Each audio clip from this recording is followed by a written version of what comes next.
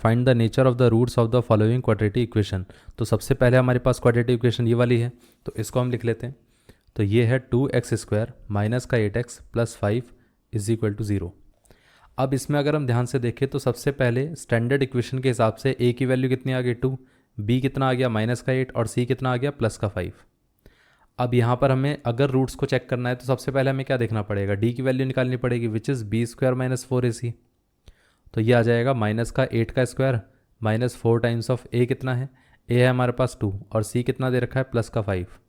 तो ये आ जाएगा 64 माइनस ये कितना आ गया 4 इंटू 2, 4 इंटू 2 8 आ जाएगा, 8 इंटू 5 कितना हो जाएगा 40 हो जाएगा। तो यहाँ पर ये 40 आ गया, तो यहाँ पर ये कितना आ जाएगा 64 माइनस 40 कितना हो गया 24। अब ये ग्रेटर देन ज़ीरो है। अगर डिस्क्रिमिनेंट ग्रेटर देन ज़ीरो आता है तो इसका मतलब क्या हुआ कि रूट्स हमारे क्या रहेंगे, रूट्स हमारे पास रियल रहेंगे और साथ में दोनों डिस्टिंक्ट रहेंगे, मतलब दोनों अलग अलग रहेंगे। इतना क्लियर है, रियल भी होंगे साथ में डिस्टिंक्ट होंगे। ये पार्ट क्लियर हो गया। अब इसी तरीके से बाकी क्वेश्चंस को हम करके देख लेते हैं। जैसे हमारे पास सेकंड वाले पार्ट में दे रखा है, यहाँ पर इक्वेशन दे रखी है 3x² माइनस का 2√6x plus 2 is equal to 0।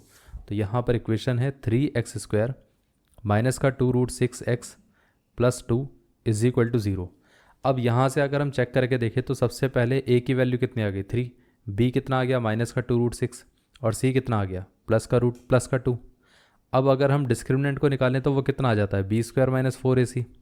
सो यहाँ से आ जाएगा माइनस का 2√6 का whole square minus 4 times of a कितना है 3 और c कितना है 2। अब यहाँ से अगर हम कैलकुलेट करें तो माइनस का स्क्वायर कितना हो जाएगा प्लस हो जाएगा, 2 का स्क्वायर 4 हो जाएगा और √6 का स्क्वायर 6 हो जाएगा। माइनस ये कितना आ गया 4 इंटू 3 12, 12 इंटू 2 24 और ये 4 इंटू 6 कितना रहेगा 24।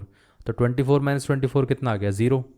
अब अगर हमारे पास d की वैल्यू 0 आ जाती है तो इसका मतलब क्या हुआ कि हमारे पास रूट्स तो रियल रहेंगे, रियल रूट्स तो रहेंगे, बट वो क्या रहेंगे, वो साथ में इक्वल भी रहेंगे, वो हमारे पास इक्वल रूट्स रहेंगे। इतना क्लियर है, इक्वल रूट्स होंगे और रियल रूट्स होंगे।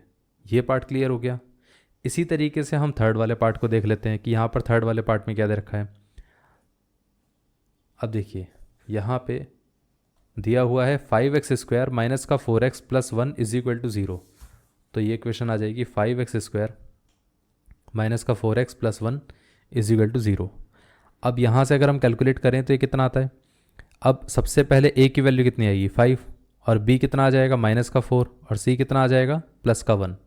रूट्स निकालने के लिए रूट्स को अगर हमें देखना है कि किस टाइप के रूट्स होंगे तो d निकालना पड़ेगा which is b² minus 4ac। सो ये आ जाएगा माइनस का 4 का square minus 4 times of a कितना है 5 और c कितना है प्लस का 1। इतना क्लियर है। अब यहाँ से माइनस का स्क्वायर कितना हो गया प्लस 4 का स्क्वायर कितना हो गया 16 माइनस 4 इंटू 5 कितना हो गया 20। अब ये आ जाएगा माइनस का 4। अब ये वैल्यू क्या है नेगेटिव है, मतलब d की वैल्यू क्या है लेस देन 0। और जब हमारे पास d लेस देन 0 होता है तो इसका मतलब क्या होता है कि हम ये बोल सकते हैं कि यहाँ पर कोई भी रियल रूट एग्जिस्ट ही नहीं करेगा, तो यहाँ पर नो रियल रूट्स। इतना क्लियर है, तो यहाँ पर कोई भी रियल रूट एग्जिस्ट नहीं करेगा। ये पार्ट क्लियर हो गया। अब देख लेते हैं ऑप्शन 4 को। तो यहाँ पर क्वेश्चन नंबर 4 में क्या दे रखा है,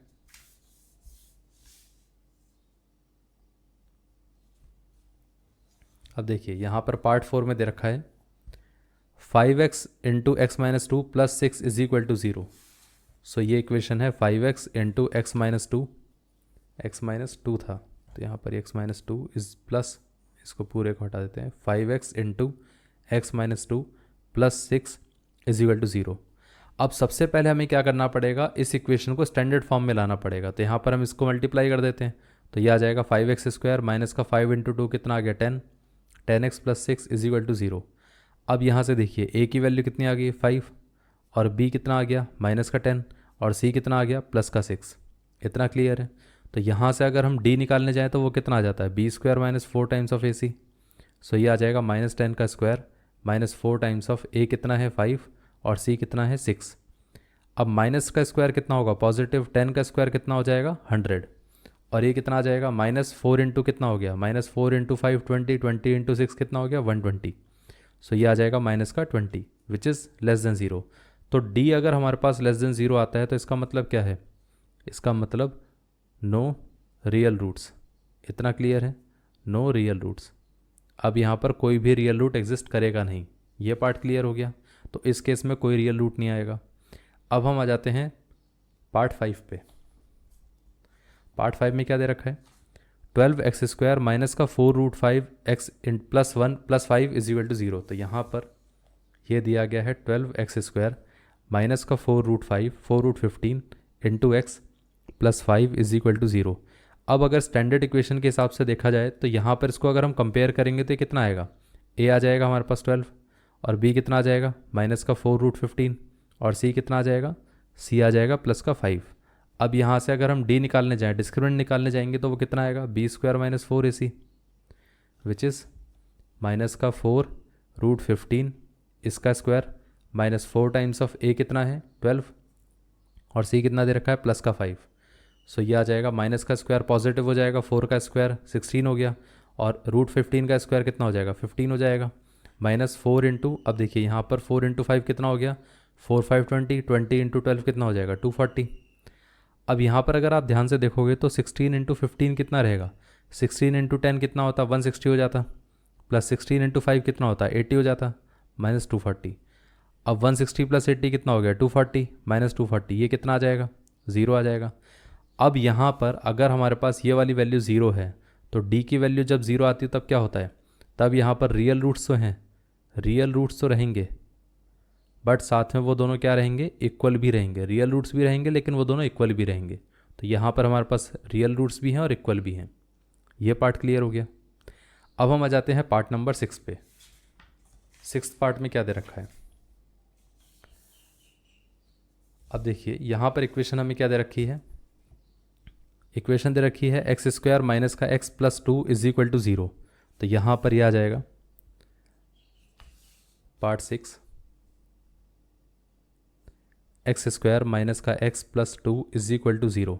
सबसे पहले हम कंपेयर करके a की वैल्यू निकाल लेंगे और b की वैल्यू विच इज़ -1 और c की वैल्यू विच इज़ +2। ये पार्ट क्लियर हो गया। अब इसके बाद हम क्या करेंगे कि यहाँ पर डिस्क्रिमिनेंट निकालेंगे which is b² minus 4 times of ac। अब डिस्क्रिमिनेंट कितना आ जाएगा, ये आ जाएगा -1 का square minus 4 times of a कितना है 1 और c कितना है प्लस का 2। सो ये आ जाएगा +1 और ये -4 इंटू 2 कितना हो गया माइनस का 8। तो ये आ जाएगा माइनस का 7 और d की वैल्यू क्या आ गई लेस देन 0। जब d लेस देन 0 आ जाता है तो यहाँ पर हमारे पास क्या रहेगा, नो रियल रूट्स, कोई भी रियल रूट्स एग्जिस्ट नहीं करेंगे। इतना क्लियर है। तो इसके भी रूट्स एग्जिस्ट नहीं करेंगे। ये पार्ट क्लियर हो गया।